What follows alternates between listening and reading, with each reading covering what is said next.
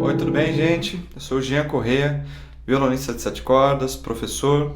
Tenho um canal chamado Lab 7 cordas, que é esse canal que eu estou usando para me comunicar com vocês. E hoje eu quero fazer um pequeno aquecimento dos nossos encontros Fluência de 7 cordas que vão acontecer na semana que vem. Nesses aquecimentos, nesse aquecimento específico de hoje, eu quero falar sobre um assunto super importante que vai estar na nossa aula, vai estar nos nossos encontros, que eu quero abordar e acho super importante para a linguagem do violão de 7. E é um assunto meio, um tanto quanto misterioso, se a gente pode dizer assim. Na verdade, ele é mais... Esses mistérios vêm porque é um assunto complexo, é um assunto delicado, ele é difícil de ser assimilado porque ele depende de muitos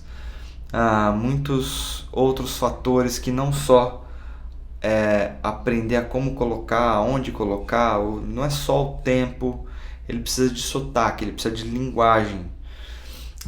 Então, quando a gente fala de levada, não adianta só explicar para vocês aqui, coloca o dedo assim, aqui você essa hora toca com esse dedo, essa hora toca com esse outro, e aí você vai conseguir fazer uma levada de samba, por exemplo. Então, eu quero falar aqui com vocês sobre esse assunto de levada, e antes de começar, eu quero primeiro mostrar para vocês uma levada de violão de 6 cordas. Por que eu quero mostrar essa levada antes? Porque muita gente vem do violão de 6 para tocar o violão de 7. E geralmente as pessoas que vêm do violão, a maioria delas, pela minha experiência como professor, a maioria delas vem com uma bagagem um pouco mais bossa novística, digamos assim, com influências da bossa nova. Quero dizer, uma pessoa aprende uma levada de samba, que tem um padrão ali que fica se repetindo e tal, e tem essa influência no violão pós-bossa nova, né? Então eu queria mostrar para vocês primeiro uma levada desse tipo, mais ou menos tocada nesse instrumento aqui, e depois tocar a mesma sequência de acordes com uma levada mais dentro da linguagem do violão de 7, que é a sonoridade que a gente espera para um violonista de 7 cordas, tá bom? Uma linguagem de levadas mais embasada no violão do mestre de 7 cordas, no violão do mestre Rafael Rabelo e, enfim, tantos outros mestres que seguiram essa trilha do violão de 7 cordas e desenvolveram esse instrumento. Então, primeiro eu vou tocar o que eu vejo mais ou menos parecido com o que eu vejo as pessoas tocando por aí, quando elas caem no violão de 7 cordas, e depois mostrar essa outra levada. E depois eu vou discorrer um pouco sobre isso, falar rapidinho sobre esse assunto, tá bom? Então vamos lá. Primeiro, eu vou pegar aquela música do Cartola, sabe?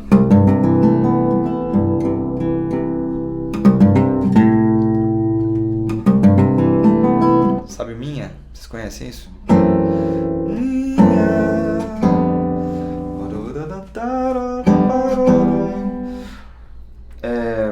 Vamos lá. Primeiro, então, vou usar um andamento médio para lento aqui para mostrar essa levada, e depois eu tocar a outra levada no mesmo andamento também. Ó, então vamos lá. 1, 2,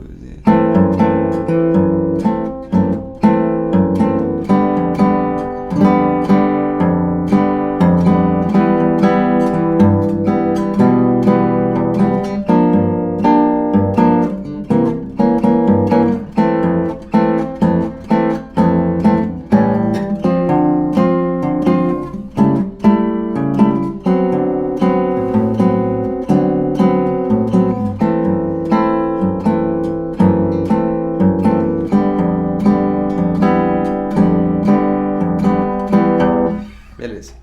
Agora eu vou tocar no mesmo andamento uma levada mais parecida com o que se espera da linguagem de violonista de 7 cordas, tá bom? Eu não vou deixar o andamento mais rápido para impressionar ou nada assim, vou tentar deixar o mesmo andamento. Claro, vou tocar com uma pegada um pouco mais firme, que tem a ver com a linguagem do violão de 7, e também colocando os recursos rítmicos, porque eu imagino uma levada dentro da linguagem para um violonista de 7 cordas, tá bom? Mesma sequência de acordes. 1, dois, dois,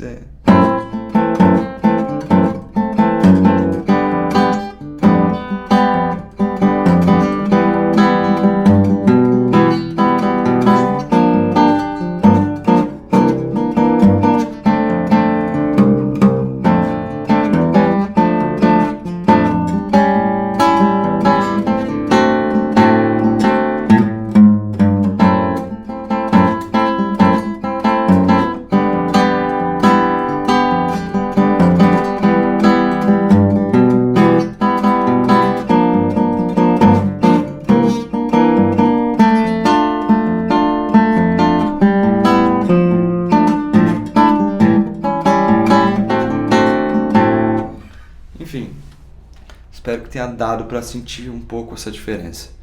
O que eu quero dizer quando eu falo dessa complexidade da linguagem, quando eu falo desses mistérios, enfim. Eu quero dizer que por mais que eu te ensine aqui um padrão para essa levada dos 7 cordas, vocês viram que acontece um monte de variações. Apesar de eu ter feito variações também na primeira levada, mais até do que eu gostaria de ter feito, para deixar mais claro o exemplo, aqui no violão de 7, né, com essa linguagem, você percebe que tem muitas variações. Então, por mais que eu te ensine também todas essas variações e como fazer, e como tocar, e como colocar o dedo na hora certa, em qual ritmo, em qual lugar do tempo executar cada uma das notas, eu não vou conseguir te explicar uma coisa, não vou conseguir te explicar aonde você usar essas variações, não vou conseguir te explicar como como executar essas variações com sotaque, certo? Porque são coisas difíceis de verbalizar, coisas difíceis de colocar no papel, coisas difíceis, complexas de falar assim, quando chegar mais ou menos essa hora, você usa uma levada mais ou menos assim. Isso tem muito a ver com o que a gente chama realmente de sotaque, com o que a gente chama de linguagem. E como que você ensina o sotaque para uma pessoa? É muito complexo. Você não ensina através de um método escrito, né? É um outro jeito. Uma criança aprende a falar com sotaque brasileiro convivendo com pessoas brasileiras, né? Convivendo com pais brasileiros. Desde da sua base, ela vai escutando aquilo e ela vai assimilando e vai entendendo o jeito de se falar, né? Os detalhes, o swing de cada palavra. E a mesma coisa acontece para esse instrumento aqui. E onde fica a fonte de toda esse caldo cultural, essa bagagem de linguagem? A linguagem, o sotaque do samba, ele mora na batucada, né? Ele mora nos instrumentos de percussão. Então, é super importante que a gente consiga se desenvolver um pouco, que seja entendendo esses outros instrumentos, para depois poder passar essa linguagem para o violão de 7 cordas. Então, como é que você vai tocar samba se você não conhece a linguagem do tamborim do marçal? Eu adoro tocar de tamborim, brincar de tamborim, claro, perto dos meus amigos batuqueiros e percussionistas de verdade. Eu sou simplesmente um violonista, não sou um especialista no instrumento, mas eu gosto, eu vou atrás, eu ouço, eu busco, eu entendo a levada para poder levar essas informações para o violão. E porque eu gosto disso também. Eu acho que primeiro de tudo a gente precisa gostar, né? Então, se a gente gosta de samba, você gosta de tocar samba no violão, você gosta de samba no tamborim também. Então, vai atrás desse samba no tamborim, entende o tamborim do Luna, do Eliseu, do Marçal. Na hora de tocar um choro, entende o pandeiro do Jorginho, né? Como é que você vai tocar um samba se você não conhece o surdo do gordinho do surdo, né? Pai da matéria nesse instrumento. Você vai passar essas coisas tudo para os 7 cordas. O tamborim ele acabar ficando aqui, ó, mais na parte aguda, né? Esse outro dedo aqui, o indicador, muitas vezes ele toca o que é o dedo de trás do tamborim, que fica mais escondido, as notas escondidas. Ou chamada de ter um vocabulário na língua inglesa, né, do inglês, que são as ghost notes, né, as notas fantasmas, ficam escondidas. Então a gente usa bastante isso aqui também.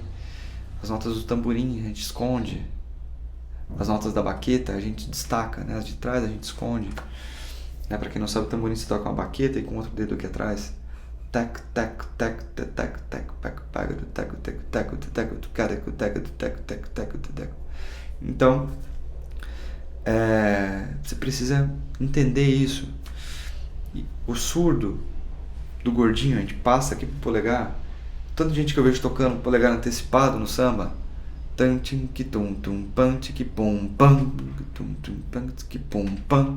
O surdo não toca assim toda hora. Essa não é a base da levada. Você precisa tocar o polegar na cabeça. Então é importante você ouvir essas coisas para poder analisar e depois introjetar na linguagem do violão do 7. Então fica aí um gostinho do que vai ter na nossa aula em breve. Vou desenvolver um pouquinho mais sobre esse assunto nos nossos encontros Fluência de 7 cordas. Se você ainda não se inscreveu, o link está na bio, tá bom? Tem na bio do Lab 7 cordas e talvez esteja algum outro botão aqui também, caso você esteja recebendo esse vídeo num anúncio no Facebook ou Instagram. Valeu, gente!